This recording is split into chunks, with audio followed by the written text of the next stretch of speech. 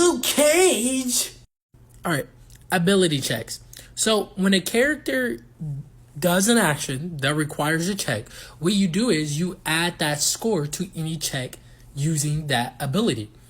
For example, Spider-Man, all examples will use Peter Parker version of Spider-Man, otherwise that's noted, has an agility of 7. Whenever he makes an agility check, he adds +7 to his rolls. So it's very simple. Agility checks are very simple. So let's see, he rolls 1, 1, 1, right? That's 3 ones. You got 3 dice you rolled, you won 3 dice. 3, 7, 8, 9, 10. 10. He got a +10. He got a TN of 10 on that thing. Very good. Ability defenses. Your ability defense is your modifier +10. So if your modifier is, let's say not your modifier, but your score, your ability score is 6, you will have a 16 in defense. What does defense help with? Let's go over it. Agility defense help with dodging agility-based moves. If you get shot, you're gonna need someone with agility to dodge that bullet. If you're brawling, fighting, melee helps melee defense. Ego helps mental checks, and I think logic helps mental checks as well. So these are all things you need.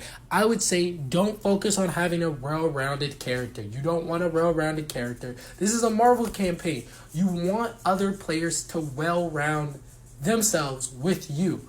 So if you're not good at one thing, it's okay. Some other character will be. Health is the character's resistance times 30. So their character resistance being a 2, their health will be a 60. Focus is what we use to expend, spend points to do abilities. So if you're like an elemental barrage or you're an elemental person, they have high focus. I feel like this is the mechanic that really makes or break the game sometimes, but it's the vigilance times 30. In this case, Spider-Man's vigilance 3, multiply that by 30, 90 focus. Karma is like glory points in Wrath of Glory. It's represented as a mix of luck, grit, and destiny. My players don't use karma. It's equal to the rank of a player. I also have a few rules on karma, although my players don't use karma. Any player can have karma. Usually it's restricted for heroes. I do not agree with that.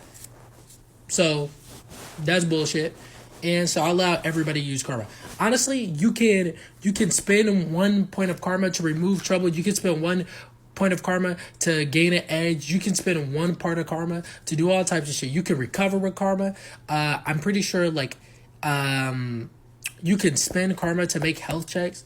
Not to make health checks, but to heal. You can do all types of stuff with karma. Karma is just your thing to keep your character mobile and flexible. Initiative modifier. Your initiative modifier is your vigilance flat. Your vigilance is flat. So if your vigilance is a 2, your initiative modifier would be a 3. Your speed is always 5. Once you have 5 points in agility, once you have 5 points in agility, for every 5 points you get an extra space. Speed is 5 spaces. Once again, 5 spaces.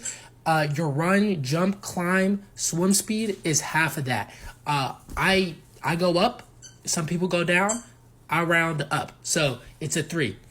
Damage is done via multipliers, right? So it goes by your rank. If you're rank 2, you will have a 2 for the multiplier. There are powers that can increase the damage multiplier and it will stay. But weapons, guns, and all that shit, that doesn't stack with the multiplier. So if you get a gun and let's say you have a +6 agility multiplier, it's not going to be a +7. You use whatever multiplier is higher.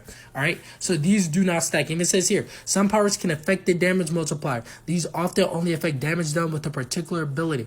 Powers or other things that grant bonus damage to multipliers do not stack. So it does not stack. All right. Size. Your character is how big your characters are. A character size determines how large they are comparable. It also encapsulates your reach. It also encapsulates how much damage you can theoretically do to any given object. So it's decently good.